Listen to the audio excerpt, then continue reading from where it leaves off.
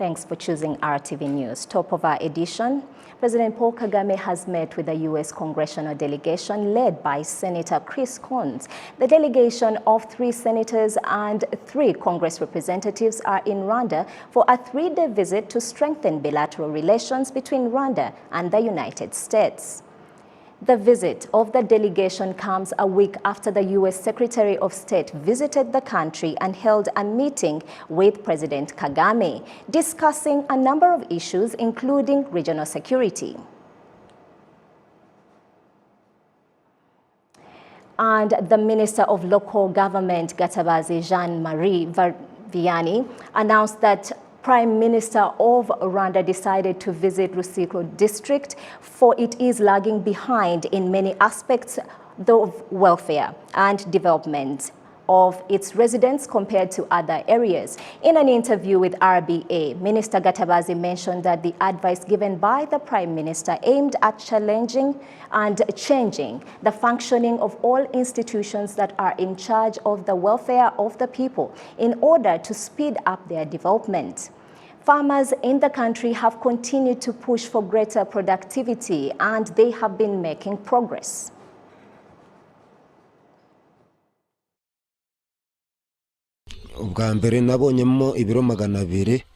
At first, I harvested 200 kilograms to what we shall be harvesting soon.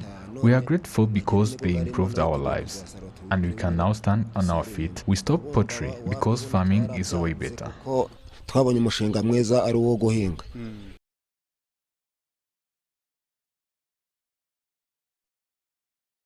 Also have the Prime Minister and his remarks that are challenging the institutions to do better.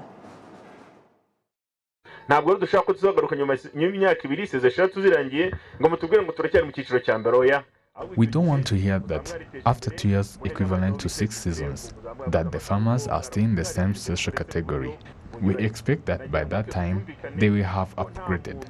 I would like to note that no one stays in the first and the second social category forever, because when there is an obstacle hindering them, the government addresses it. I also request that, with the money that has been invested to improve your lives, you use them effectively by taking care of your families and feeding children a balanced diet to protect them from diseases such as kwashiorkor and stunting. Another thing that I would like to request to you is to have vegetable gardens, because you can't completely rely on the income from the peas. We also urge each household to have a compost pit to store your fertilizers and using well-cultivating vegetables and fruit to fight malnutrition. We look forward to seeing your lives changing for better, because we want Rwandan citizens to live well, eat healthy, afford education for their children, and even those that drop out to be put back in schools.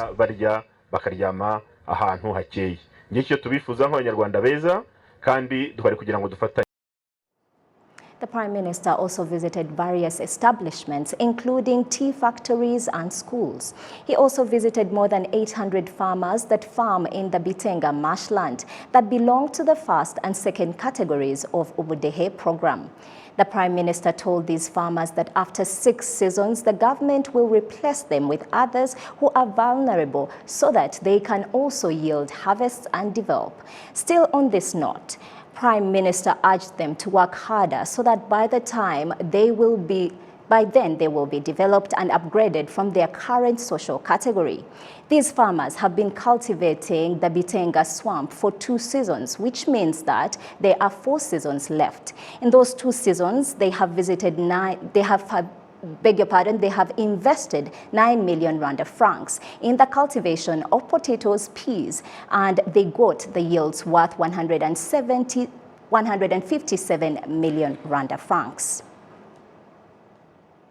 Minister Gatabazi also said that in order for these farmers to be in a good place by the time they are replaced, relevant institutions should also assist them technically and increase their knowledge so as they can do better and provide them with agricultural inputs, especially sufficient fertilizers. The Prime Minister's visit to RUTSIRO district, ended with a meeting with various officials, which was a closed-door meeting. You're still watching RTV News. After 2 years of not holding a physical event, the Baby Gorilla naming ceremony is back with its 18th edition and will take place on 2nd September.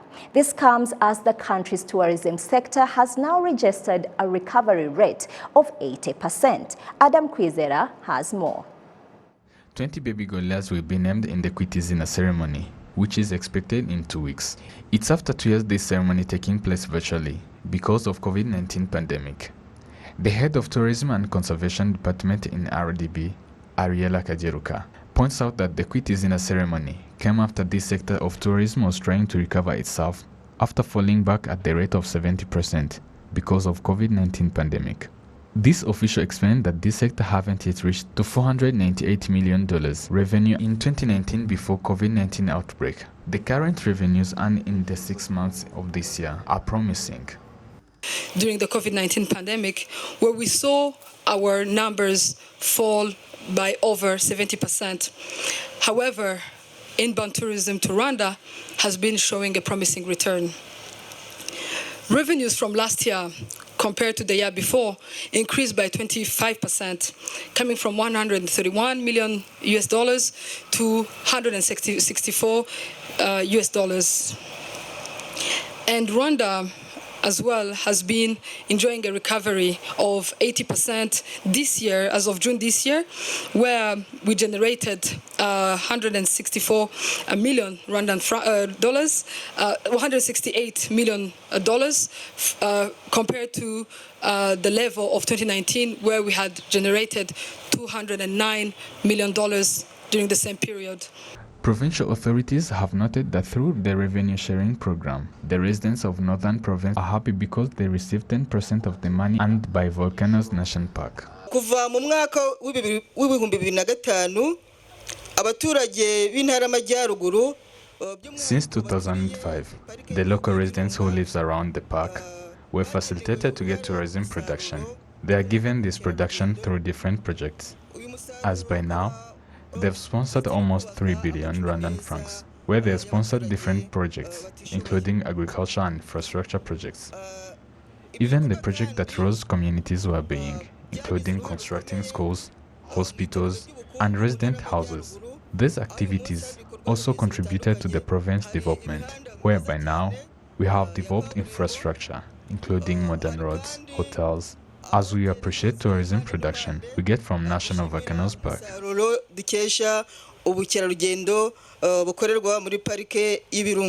Since this ceremony started, 354 baby gorillas have given names in an event that is attended by different celebrities from around the world.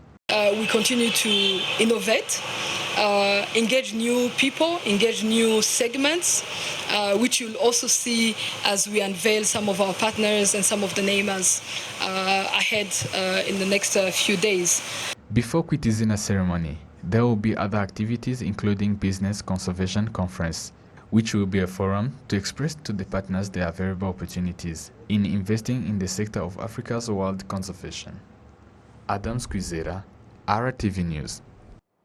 Thank you, Adams. Now, those in the mining sector say that they are struggling to get loans from financial institutions to increase investment. They said this as they're being urged to use technology when mining in order for them to avoid the problems where they get to lose up to 60% of minerals when using conventional methods. Betty Mutoni now explores. As technology continues to advance in the various sectors, mining was not left behind. Different equipment designed for the processing of mineral from the mines to the market keep increasing in order to spread up the work and avoid any lost production in the process, as it is explained by Emmanuel Matsiko, the processing officer at Gamiko Mining Company. We take it for picking. We pick some dirty things out. Then after that, because we have to put it on different sizes, we separate it with the magnetic separator as you will see. We have it here. Then the iron is out.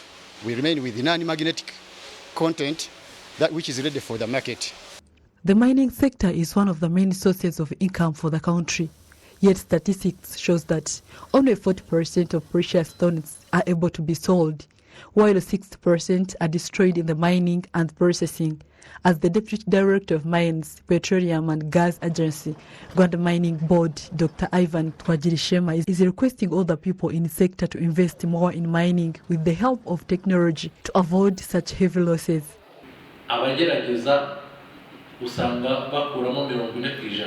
Those who try to get 40%, most of them get 40% of the mines. And you find 60% was lost in the processing. That's what Mayor was talking about. Yet there are other technologies you would use and gain 80 or 90%.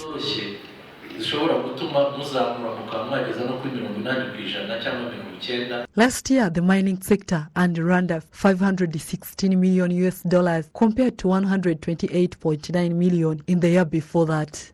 This sector includes 243 companies and provide jobs for 40,000 people with the goal of providing jobs for 80,000 people by 2024, with the revenue worth $1.5 billion. The chairman of Rwanda Mining Association, Jean-Marie Karima, has noted that the financial institutions have to trust this sector, hence development of mining in the country. There is so many things that we can say we have achieved during this mandate. So as you can see, we mobilized funds, first of all, and today we have a fund that we are expecting to build a building for our association. This is the first thing that we can say that we have achieved. And again, we came to organize talks with different institutions regarding different problems we are having in our association. That's why you have seen different representatives in this meeting where they've shown their very goodwill to sit together and discuss on different problems. Various organizations are asking those in the mining sector to participate in environmental protection and erosion control, as there will be tree planting activities in the coming months.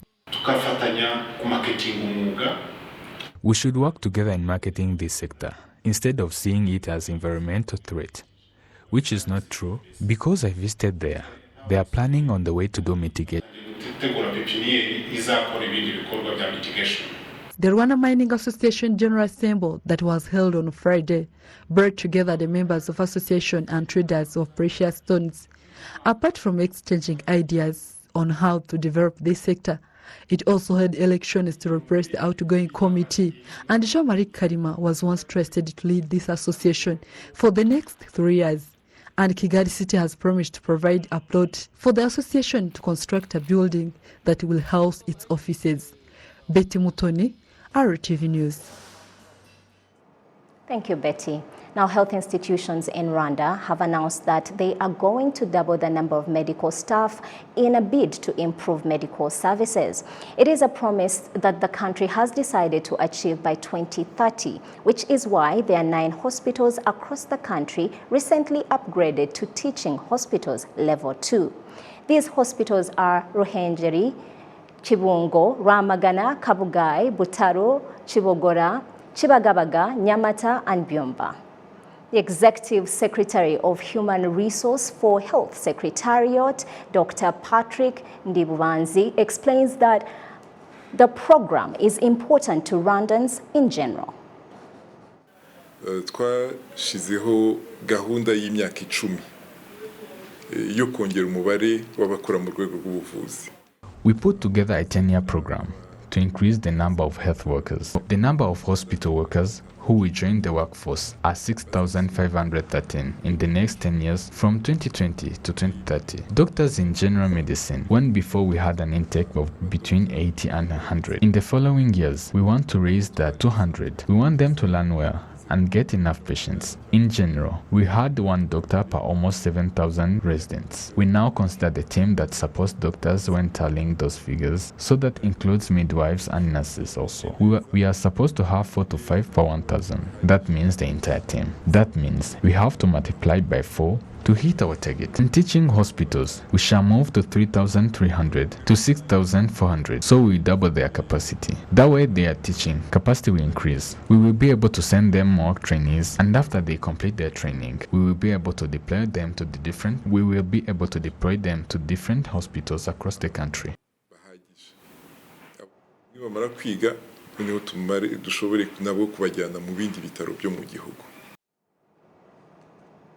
Moving on, political parties that have not filled all the legally required positions needed to adequately operate have been urged to do so immediately to ensure that their financial resources are used reasonably. Precious Kirezi filed this report. Basing on the law regulating operations of political parties of 2013 that was revised in 2018, all legally recognized political parties in Rwanda should have a unit in charge of regulating assets. The chairperson of the Senate Committee on Political Affairs and Governance has pointed out that the results of a survey conducted in July 2021 indicate that out of 11 political parties, 7 haven't integrated an asset regulation unit into their operations, and not doing so poses as a challenge. Firstly, they don't obey the law. If the law stipulates something that should be done, then it should be done. Secondly, we have observed that property managers are also in charge of regulations, and the same person can't do both without a bias. We've also been made aware that administrative members of the parties serve as property managers, and that is unethical. The spokesperson of the National Consultative Forum of Political Organizations is of the view that the discrepancies being exhibited from the political parties can be credited solely to ignorance that will be corrected in line with the resolutions reached in the pre-current meeting. Iyi nama ngira ngo nicyo yaregamije kwa rukongera kubabwira amabwiriza n'amategeko y'uburyo. There have only been minor instances of ignorance by observation. The purpose of the meeting was to remember the procedures, and small mistakes will be corrected. Ari amakosa matoya yo gukosora no kutamenya uburyo amategeko akora. The Secretary General of Rwanda Governance Board has pointed out that assets in the possession of political parties, being well regulated, will better develop the country. Political parties play a role in building the country. Their activities belong to Rwandans. National finances are allocated to Rwandans to aid their development, and together the political parties will achieve that goal if they are functioning right. This meeting was organized to enrich political parties with knowledge on financial resource management in compliance with the laws currently governing Rwanda. Precious Tinezi, RTV News. Thank you, Precious. Now, in the span of the last 4 days, over 900 vehicles have been seized by the police for not having the motor vehicle inspection certificate. This operation has been put in place to impound vehicles without proper documentation, which comes into existence not long after the police sensitized vehicle owners on the importance of getting them inspected and approved as roadworthy.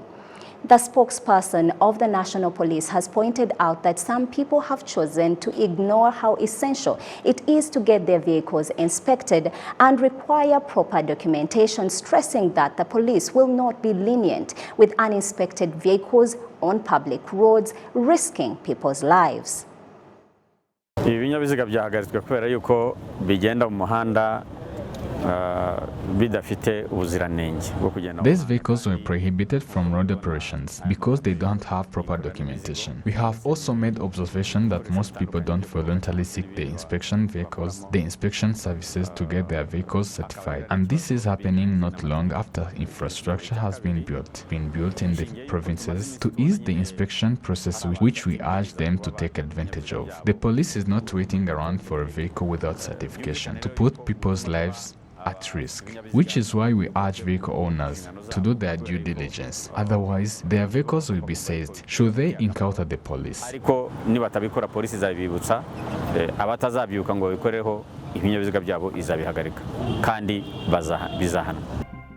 Thanks for choosing RTV News. It's always a joy bringing you the latest here in Rwanda and around the world. I'm Isabel Masozera. See you soon.